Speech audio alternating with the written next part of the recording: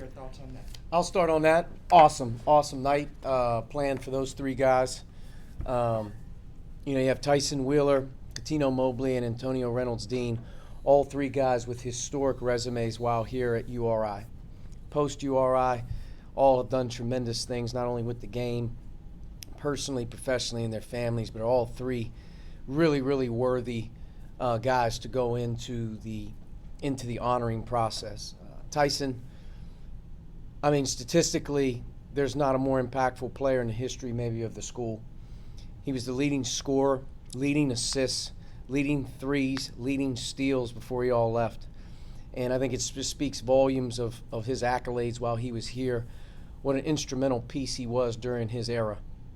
Catino Mobley, the run that they made, obviously, to that great run, and then his decades worth of NBA experience kind of just puts him on a different platform in terms of how you look at him. But I remember being in college and everyone talking about the Cat, and when he played in the NBA, at the same point, it was Cat Mobley, just a really, really lethal perimeter player, and to have some of those guys on the same team is just an incredible deal. And what he's done professionally afterwards, probably can still play right now. Antonio, he's done both. Not only was he a tremendous player here, I believe 1,000 points, maybe even 1,000 rebounds in a career, but he also was a NCAA tournament participant as a player, and then he's really branched off into a really successful college coaching career. I've gotten to know him over the years. He's a great guy, tremendous recruiter. But he was here at URI in a stint, and obviously was part of a building process there while he was here, and did a great job before he moved on, I believe, to Clemson, and now associate head coach now at Georgia. So he's just a matter of time before he gets his own opportunity to run his own program. But a special night, and I hope and generally really, really hope that these opportunities continue to bring back some of the great tradition and past that we have and honor it. I look forward to it. I hope our fan base is really, really jacked up and ready to go and see these guys and put them up. But it's something we continue to want to be a part of from our standpoint. Moving into the game, Brown came in here last year, did a tremendous job of taking the game from us. I remember it like it was yesterday. Understanding that they're a really good team, tremendously well coached. There's the local aspect of the game in bringing them in here and understanding how much pride they have in competing in these opportunities. It means a ton to them. We were just in a very emotional game with a long build-up and kind of that feeling, that energy. We're going to have to bring that right back to the table on Wednesday night, because Brown is coming with that intensity level and the meaning and the pride in the game. And we have, a lot of respect for their players. They have great size at the 3, 4, and 5. They do a tremendous job of defensive rebounding, playing really, really tough, hard-nosed, packed man-to-man defense. They make things very difficult on you.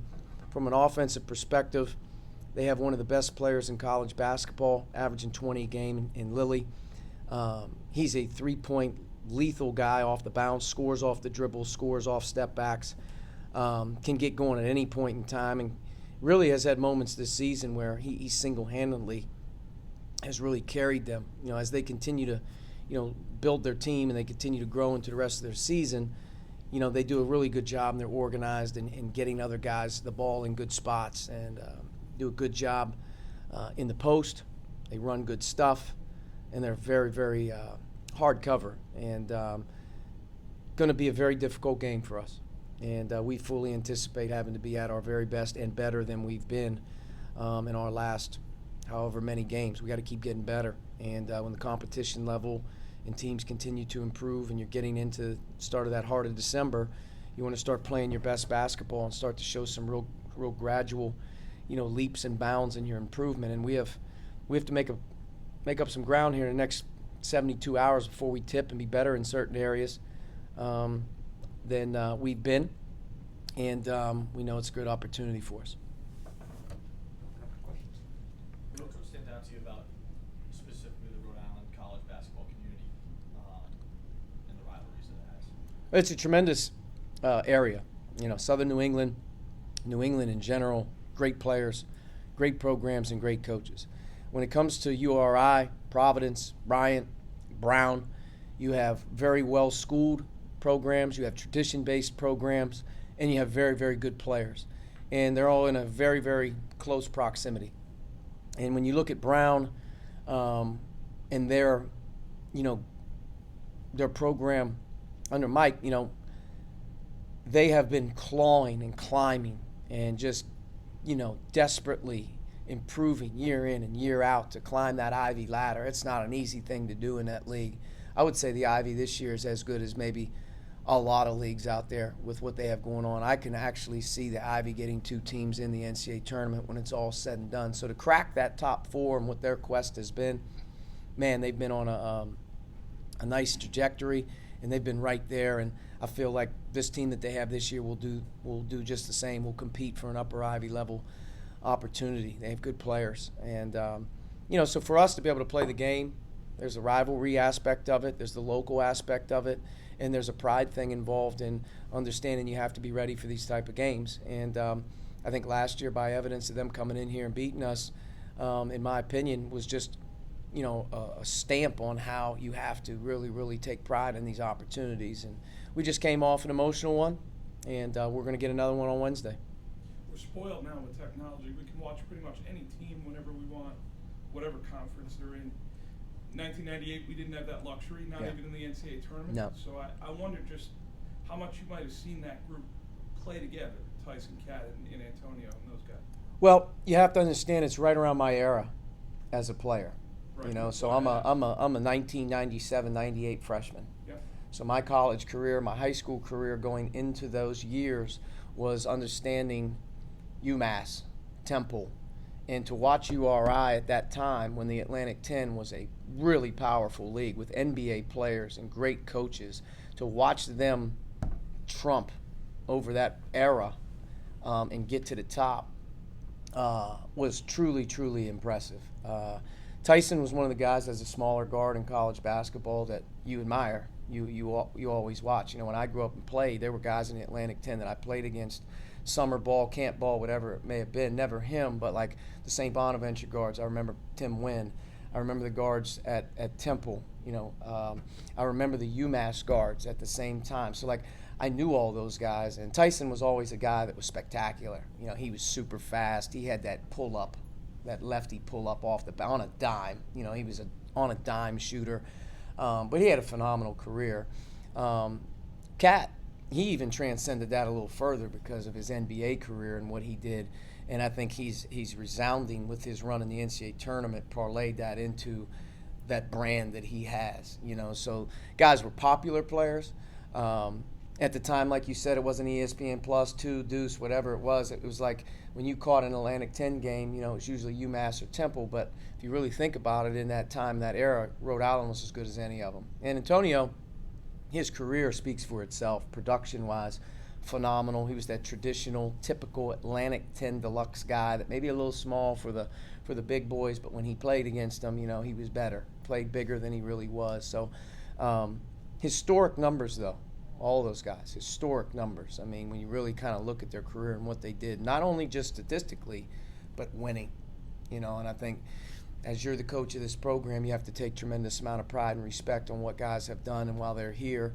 And the winning kind of speaks for itself. And, to me, 3 all-timers, but a little bit of my era, in terms of me maybe having some familiarity. When you get back to Silk, some of those guys, you got to really do some research and some studying.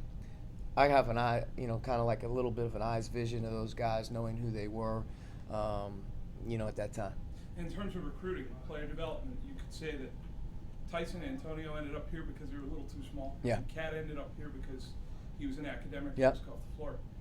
Interesting at the mid-major level how sometimes guys just have a little bit of warts, but are ultimately great players regardless. Yeah, and I think, whether it's that time or even this time right now,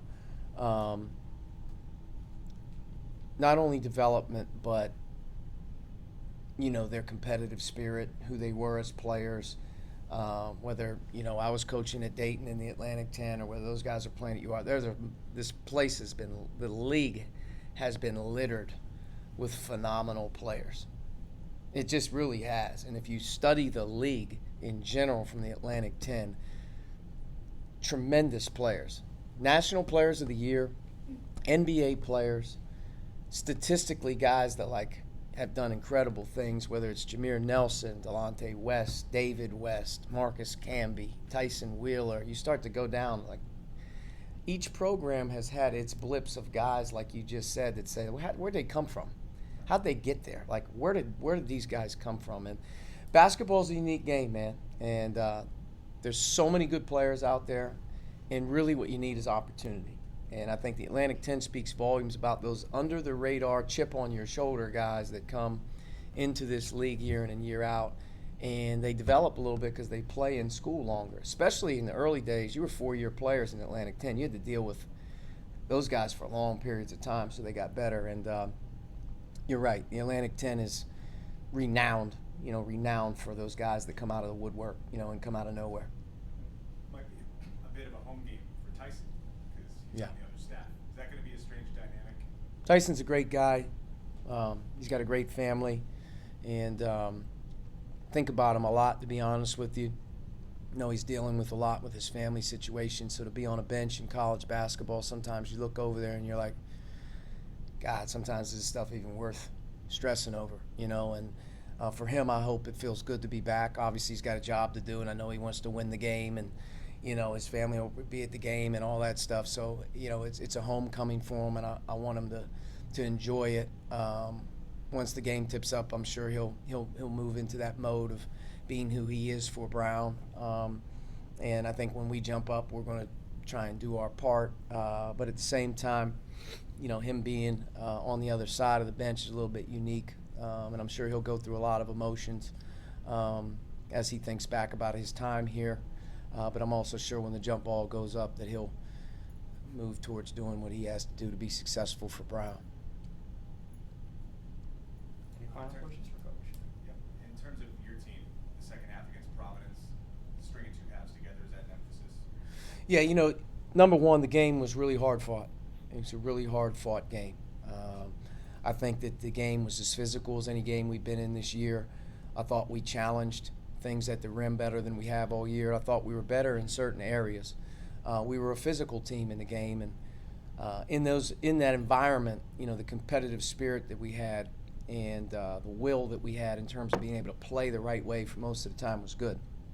About right around the 8-minute mark, 10-minute mark, they changed kind of the way they were playing. Smaller. Pierre was out there really hurting us. They put Hopkins and Gaines out there maybe as their front court positions, and I thought that took us back in transition. It was really, really a difficult deal of the last 8 minutes to get our defense set and get contained, and it got away from us a little bit in terms of the separation. I think 8 minutes to go, maybe a 7-point game or 4-point game at one point in time, and they continued to have the foot on the pedal.